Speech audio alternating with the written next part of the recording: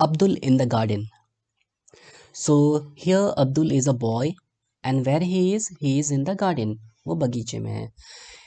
तो हॉलीडे का वक्त था, छुट्टी का वक्त था. अब्दुल जो था अपने अब्बू की गार्डन में जो है हेल्प कर रहा था, मदद कर रहा था. ओके. अब्बू was clearing dried leaves and grass from the vegetable beds. Abdul क्या कर रहा था? वो अपनी पापा की जो है मदद कर रहा था खेत में. अब्बू के पापा जो है खेत में जो जो सूखे पत्ते गिरे हुए थे, ड्राइड लीव्स जो जो गिरे हुए थे और जो घास थे, उसको वेजिटेबल बेड्स मतलब कि सब्जी को जो खेत होते हैं उनसे जो है वो उसको क्या कर रहे थे, रिमूव कर रहे थे. तो वेजिटेबल बेड्स कैसा होता है? तो वेजिटेबल बेड्स इसे कहेंगे. ठीक है. इसमें जो जो सूखे पत्ते, जैसे देख लो ये सब्जी के खेत हैं, इसमें जो भी सूखे पत्ते गिरे हुए थे और जो भी गिरे हुए थे घास थे, उसे क्या कर रहे थे अब्बू जो है अब्दुल के पापा रिमूव कर रहे थे. Abdul started to pull out the grass from one of the beds. Abdul क्या करता है कि जो जो वेजिटेबल बेड्स पे जो भी घास थे उसको खींचने की पूरी कोशिश करता है, उसे उखाड़ने की पूरी कोशिश करता है. तो बताओ कि ऐसा क्यों कर रहा होगा अब्दुल? अब्दुल इसलिए ऐसा कर रहा होगा क्योंकि ग्रास क्या है? ग्रास एक तरह का वीड है. ग्रास जो है एक तरह का वीड है ना, ये वीड है. याद करो बासवा फार्म चैप्टर में हमने पढ़ा है कि वीड्स किसे कहते हैं. खेत में जो होते हैं कभी कभी, जैसे हम आलू, जैसे हम लगा रहे हैं कोई फसल लगाएं, क्रॉप लगाएं, तो उस फसल के साथ साथ खेत में कुछ कुछ ऐसे पौधे भी उगाते हैं जो हम लोग उगाते नहीं हैं, लेकिन वो फिर भी उगाते हैं और उन्हें खेत से हटाना ज़रूरी है. क्यों हटाना ज़रूरी है? मान लो कि आप नहीं हटाओगे तो क्या होगा? आप खेत में जो भी खाद डालोगे, मिट्टी में जो कुछ भी होगा, वो क्या होगा, वही वो सब पौधे सारे जो है ले लेंगे. तो आपकी फसल को नहीं मिलेगा, आपकी फसल जो है खराब हो जाएंगे, वो कमज़ोर हो जाएंगे. इसलिए जो है उन सारे वीड्स को हटाना ज़रूरी है. तो यहाँ पे ग्रास जो एक तरह से वीड है, और घास जब हटा देंगे खेत से तो क्या होगा, सब्जी जो है अच्छी रहेगी. हम जो भी खेत में खाद डालेंगे वो सारे खाद जो है सब्जी ही लेंगे. अगर हम घास नहीं हटाएंगे तो वो सारे खाद, पानी, मिट्टी में जो कुछ भी है वो सारे जो है घास ले लेंगे और दूसरे पौधे लेंगे. इसलिए वीड्स को हटाना ज़रूरी है और इसलिए अब्दुल ये काम जो है खेत में कर रहा है. He found that it was not easy to pull out even the small grass. वो क्या पाता है कि ये आसान नहीं था. एक छोटे से घास को भी खींच कर बाहर निकालना आसान नहीं था, बहुत मुश्किल था. वो पूरी ताकत के साथ वो ग्रास को खींचने की कोशिश कर रहा था.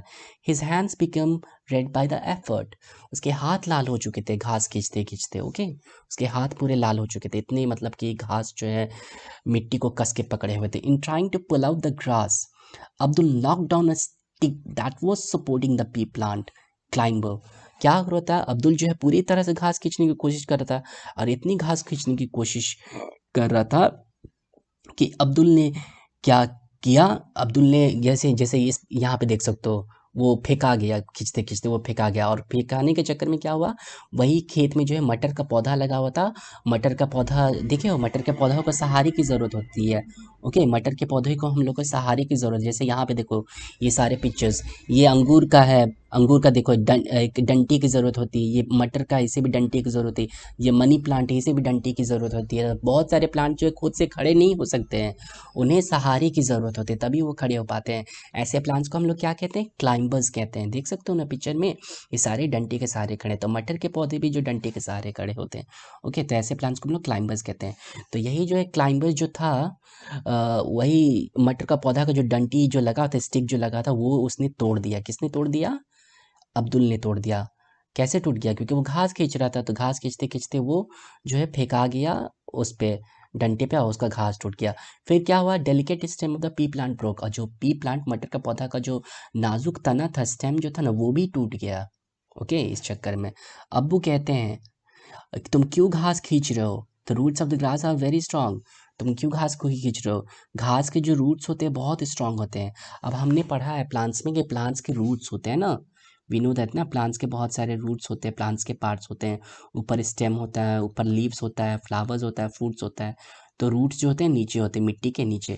तो घास के जड़ जो होते हैं बहुत स्ट्रांग होते हैं, रूट्स बहुत स्ट्रांग होते हैं. You will have to dig them out. तुम्हें उसे खोदना होगा. डिग मतलब खोदना होगा तुम्हें. अब्दुल केयरफुली जो है अब क्या करता है, पौधे को जो खोद के निकालता है. फिर क्या देखता है, घास को निकालने के बाद देखता है कि घास की जो जड़ें हैं वो काफ़ी ज़्यादा लंबी हैं और काफ़ी ज़्यादा जो है फैली हुई हैं. प्लांट के ऊपर के पार्ट से, यानी कि देखो घास की जड़ें कुछ इस तरह से होती है, देख सकते हैं यहाँ पे पिक्चर में। ओके, लुक हियर, देखो घास का पौधा ऊपर छोटा ही है, ज़्यादा बड़ा नहीं है, लेकिन घास की जड़ें देखो कितनी लंबी है, घास की जड़ें, है ना, और कितनी ज़्यादा फैली हुई है, स्प्रेड मतलब कि फैली हुई है बहुत ज़्यादा, और इतनी ज़्यादा मिट्टी के अंदर फैली रहती है कि मिट्टी को कस के पकड़े रहती है। इसी वजह से जो है घास को मतलब कि ज़मीन से खींच के निकाल पाना बहुत मुश्किल होता है। ठीक है, मान लो इसी तरह से पेड़ की भी जड़ें होती हैं जो मिट्टी में काफ़ी अंदर तक जाती है, काफ़ी जगह पे फैली रहती है, नहीं तो क्या होगा, आंधी आएगी तो पेड़ गिर जाएंगे ना। तो इसलिए जड़ों का लंबा होना बहुत ज़रूरी है, बहुत ज़्यादा फैला होना बहुत ज़रूरी है।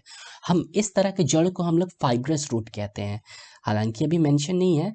हम इस तरह के रूट्स को हम लोग क्या कहते हैं, इस तरह के रूट्स को हम लोग फाइब्रस फाइब्रस रूट्स कहते हैं। ओके, हम इस तरह के रूट्स को फाइब्रस रूट्स कहते हैं। तो फाइब्रस रूट्स क्या होते हैं, फाइब्रस रूट्स की जड़ें जो होती हैं FIBROUS, फाइब्रस रूट्स कहते हैं। ठीक है, फाइब्रस रूट्स की जड़ें जो होते हैं काफ़ी ज़्यादा फैली हुई रहती है। ठीक है, बहुत ज़्यादा बाल की तरह जो है फैली हुई रहती है, उसे हम फाइब्रस रूट्स कहते हैं।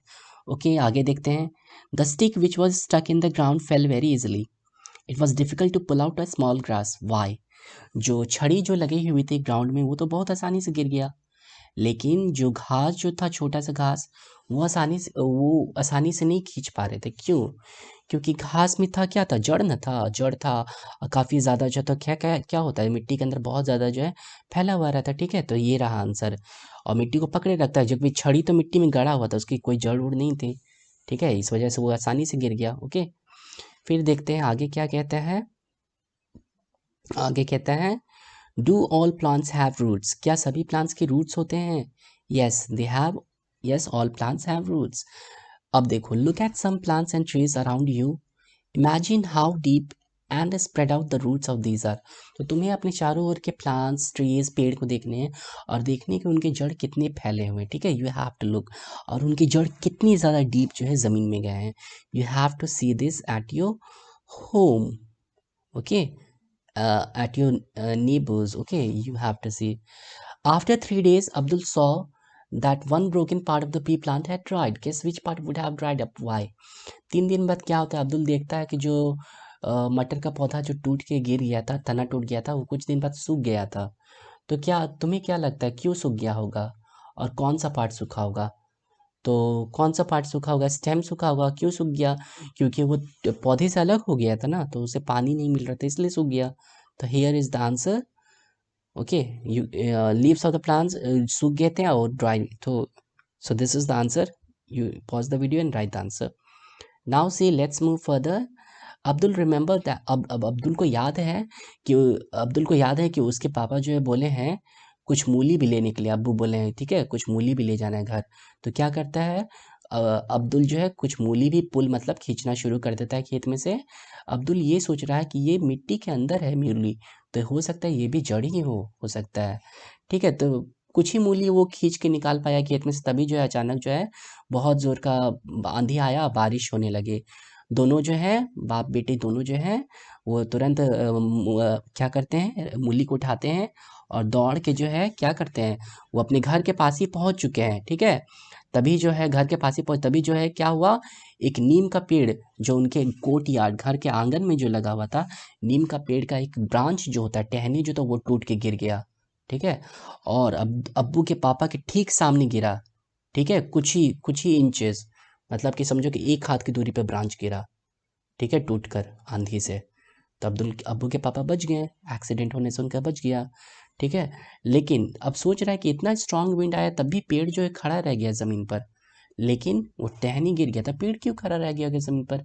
क्योंकि पेड़ इसलिए खड़ा रह गया क्योंकि पेड़ की जड़ें जो है ज़मीन के अंदर काफ़ी अंदर तक गए हुए थे और मिट्टी को खूब पकड़े हुए थे, जैसे घास की जड़ें थी। इसी वजह से पेड़ नहीं गिरा। ठीक है, इस वजह से।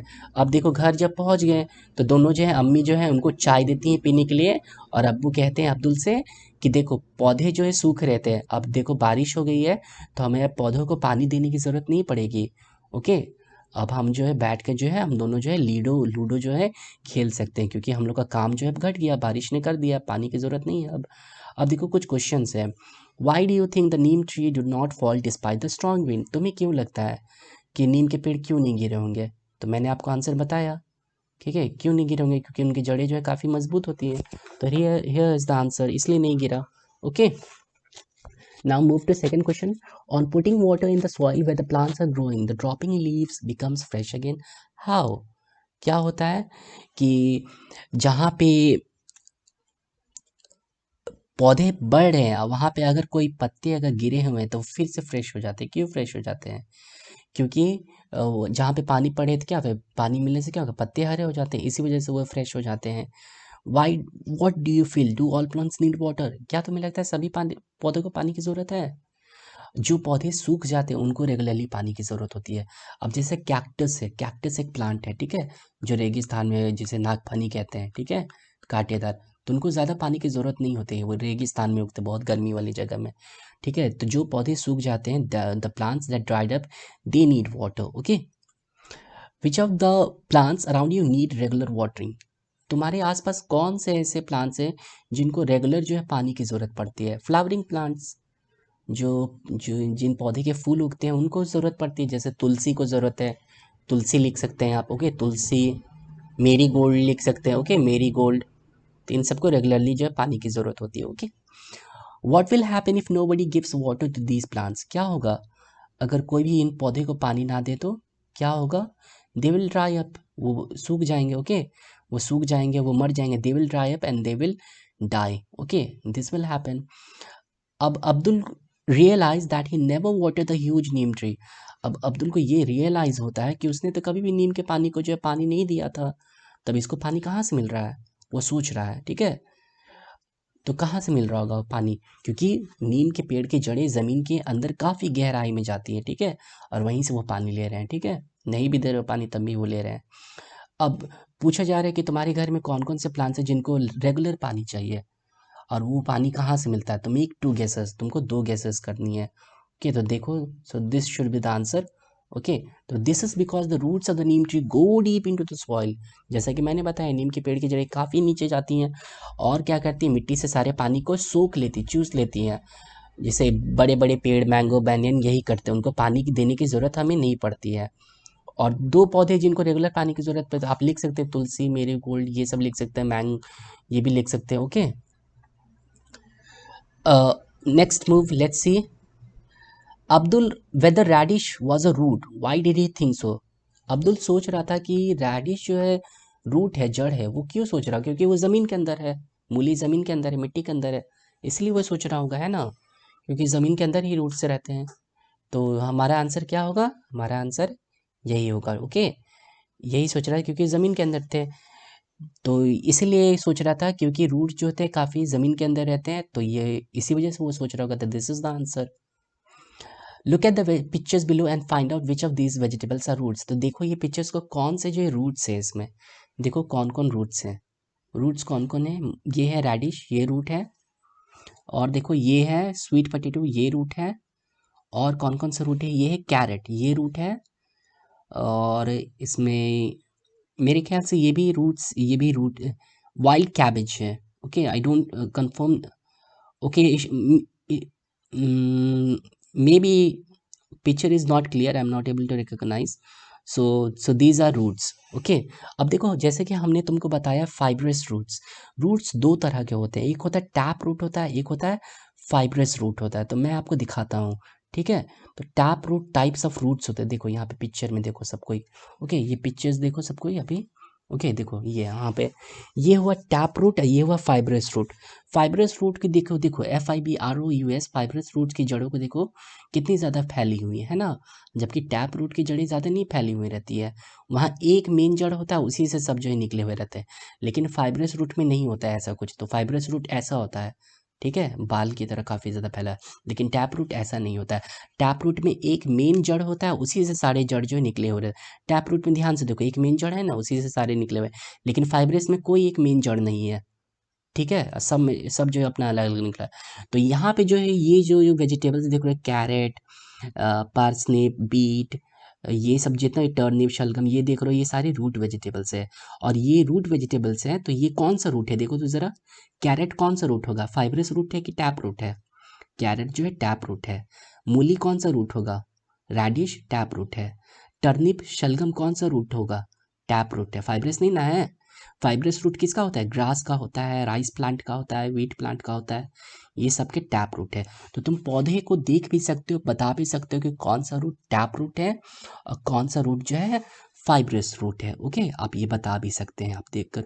ओके, तो दो तरह के रूट्स हो गए जो कि मैंने बताया आप लोगों को। Okay, tap root and fibrous roots.